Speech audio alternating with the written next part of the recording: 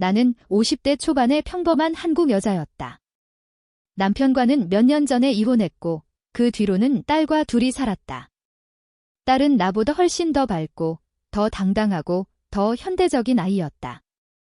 나는 늘 조금 뒤에서 밀어주는 사람에 가까웠다. 조용히 밥을 해놓고 세탁기를 돌리고 딸이 퇴근해서 들어오는 발자국 소리를 들으며 하루를 정리하는 삶. 그 평범함이 나에게는 안전함과도 같았다. 딸에게 남자친구가 생겼다는 말을 들었을 때도 처음 든 생각은 설렘보다 걱정이었다. 이 아이가 상처받지는 않을까? 저 남자는 믿을 만한 사람일까? 우리 집안에 어떤 바람이 불어올까? 그러나 실제로 그를 처음 만난 날, 내 마음속 경계는 조금 느슨해졌다. 그는 예에 바르다고 부를 수 있는 모든 행동을 자연스럽게 해냈다. 집에 들어오며 슬리퍼를 찾기 전에 먼저 인사를 하고 준비해둔 음식을 볼 때마다 고마움을 여러 번 표현하고 식탁의 의자를 소리나지 않게 밀어넣는 사소한 동작까지 신경 쓰는 사람이었다. 나보다 15살은 어린 남자였지만 어딘가 또래 남자들과는 다른 부드러운 단단함 같은 것이 느껴졌다. 딸은 그와 함께일 때 더 자주 웃었다. 식탁 건너편에서 둘이 눈을 마주치고 웃는 모습을 보며 나는 조용히 국을 더 떠다주곤 했다.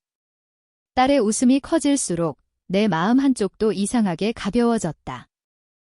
마치 내가 아니라 우리 집 전체가 조금 젊어진 듯한 기분이 들었다. 기어이 그가 우리 집에 자주 드나들게 되었을 때 나는 내 방에 있는 오래된 화장대를 정리하며 거울 속 주름을 다시 한번 들여다보았다. 시간은 내 얼굴 위에서 그리고 내 삶 위에서 결코 멈춘 적이 없었다. 남편과의 이혼, 경제적인 부담, 병든 부모를 보내던 그 시절까지 모든 것이 나를 조금씩 무디게 만든 것 같았다. 그런데 딸의 남자가 우리 집에 오기 시작하면서 집안 공기가 미묘하게 달라졌다. 저녁마다 들려오는 젊은 웃음, 새로운 향수 냄새, 그가 가져온 작은 케이크 상자, 이런 것들이 내 일상에 작은 구멍을 내듯 파고들었다. 그와 나는 생각보다 대화가 잘 통했다. 취미나 세대는 다르지만 그는 내 이야기를 귀찮아하지 않았고 내 말 사이에 숨은 피곤과 한숨까지 놓치지 않고 들어주었다. 딸이 잠시 전화를 받으러 방으로 들어간 사이 거실에 둘만 남는 시간이 종종 생겼다. 그럴 때면 그는 조심스러운 목소리로 물었다. 요즘 몸은 괜찮으신지, 회사는 다닐 만한지, 혼자 계실 때 심심하지는 않으신지. 나는 손에 쥔 컵을 괜히 만지작거리며 그럭저럭 살만하다고만 대답하곤 했다.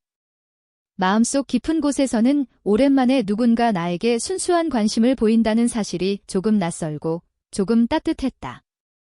그러나 그 감정을 내 얼굴로 끌어올리는 일은 조심스러웠다.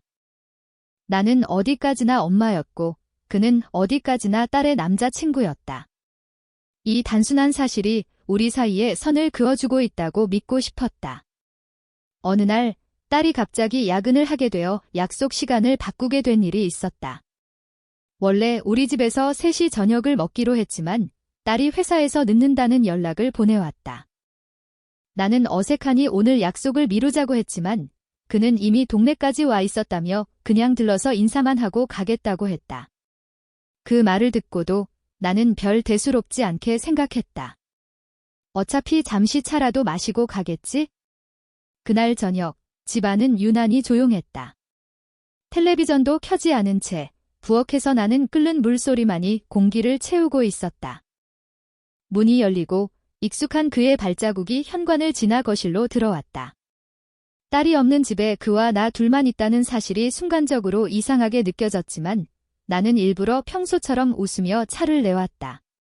그는 평소와 다르게 소파 가장자리에 단정히 앉아 있었다. 손은 무릎 위에 가지런히 올려져 있었고 눈길은 집안 구석구석을 슬쩍 훑다가 이내 내 얼굴에 머물렀다. 그 시선은 예의 바른 존중과 함께 어디선가 조금 더 진지한 결심 같은 것을 숨기고 있는 듯했다. 나는 부엌에서 설거지를 정리하는 척하며 그 분위기를 애써 모른 척했다. 그러나 등을 돌린 채 접시를 씻고 있을 때도 그의 시선이 내 뒤에 가만히 내려앉아 있는 느낌이 지워지지 않았다.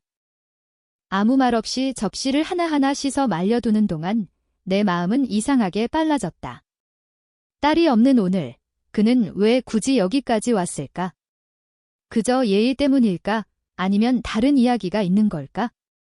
설거지를 마치고 거실로 돌아왔을 때 그는 여전히 같은 자세로 앉아 있었다. 테이블 위에는 내가 올려둔 차가 식어가고 있었고 그는 거의 손도 대지 않은 채였다. 그 순간 나는 알 수 없는 예감에 사로잡혔다. 오늘 이 시간은 단지 딸이 없는 날의 어색한 저녁이 아니라 내 삶에서 어떤 선이 조용히 그어지고 지워지는 밤이 될 것이라는 예감. 나는 조용히 그 맞은편에 앉았다. 여전히 텔레비전은 꺼져 있었고 창밖에서는 겨울 저녁 특유의 탁한 공기만이 희미하게 비쳤다. 집안의 시간은 마치 숨을 죽인 듯 느리게 흘렀다. 그는 숨을 한 번 깊게 들이쉬는 듯 하더니 내가 익숙하게 알고 있던 그 여유로운 표정을 내려놓았다. 대신 무엇인가를 오래 고민하다가 마침내 입을 여는 사람만이 지을 수 있는 단단하고 불안한 얼굴을 하고 있었다.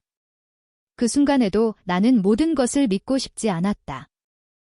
그가 무슨 말을 하든 그것은 분명 딸과의 미래에 대한 진지한 상의일 것이라고, 나를 한 사람의 어른으로 대하며 조언을 구하려는 것이라고, 내 머릿속은 필사적으로 결론을 미리 준비하고 있었다. 그래야만 했다. 그래야 내가 지금 이 자리에 계속 앉아 있을 수 있을 것 같았다. 하지만 마음은 이미 알고 있었다. 그의 눈빛, 그의 굳은 손, 식어가는 차, 그리고 문득 느껴지던 거리감 아닌 친밀감. 모든 것이 조금씩 방향을 비틀며 나를 피할 수 없는 고백의 한가운데로 끌어들이고 있었다. 나는 그저 숨을 조금 더 길게 들이쉬었다. 오랜 시간 나를 버텨주던 습관처럼 아무 말도 하지 않은 채 상황이 스스로 지나가 주기를 기다리는 태도로 앉아 있었다. 그러나 그날 저녁의 시간은 나의 소극적인 바람을 들어줄 생각이 전혀 없어 보였다. 그의 마음속에서 오래 숙성되었을 말들이 마침내 내 삶을 향해 조용히 걸어오고 있었다. 그리고 나는 그것을 막아낼 힘이 과연 내 안에 남아있는지 확신할 수 없었다. 내가 그 맞은편에 앉아 숨을 고르고 있을 때 그는 잠시 눈을 내리깔고 있었다. 마치 마지막으로 마음을 정리하는 사람처럼, 혹은 거절을 각오하고 있는 사람처럼 보였다. 손끝이 미세하게 떨리고 있었고 나는 그 떨림을 보지 못한 척 고개를 살짝 돌렸다. 그러나 아무리 애써도 방 안의 공기는 이미 평범한 저녁이 아니었다. 오늘은 무슨 날일까? 그런 생각이 스쳐 지나갔다. 아무 특별한 일정도 없고 딸도 없는 조용한 겨울 저녁. 그런데 지금 이 순간만큼은 마치 어떤 운명이 막 문을 열고 들어오는 것 같았다. 그는 한참 동안 아무 말도 하지 않았다. 그러다가 마침내 아주 조용하고 낮은 목소리로 내 이름을 불렀다. 오랜만에 누군가 내 이름을 그렇게 부드럽게 부르는 걸 들으니 가슴 안쪽 어딘가에서 오래 잠들어 있던 감정이 깨어나는 듯 했다. 나는 고개를 들었고 우리의 시선이 조심스럽게 맞닿았다. 그 눈빛에는 진심이 있었고 그 진심이 나를 예상치 못한 방향으로 끌어들이고 있었다. 그는 이렇게 말했다. 그 말은 짧았고 간단했고 그럼에도 내 세상을 잠시 멈추게 만들었다. 나는 손끝에서부터 온몸으로 느껴지는 당혹감을 감출 수가 없었다.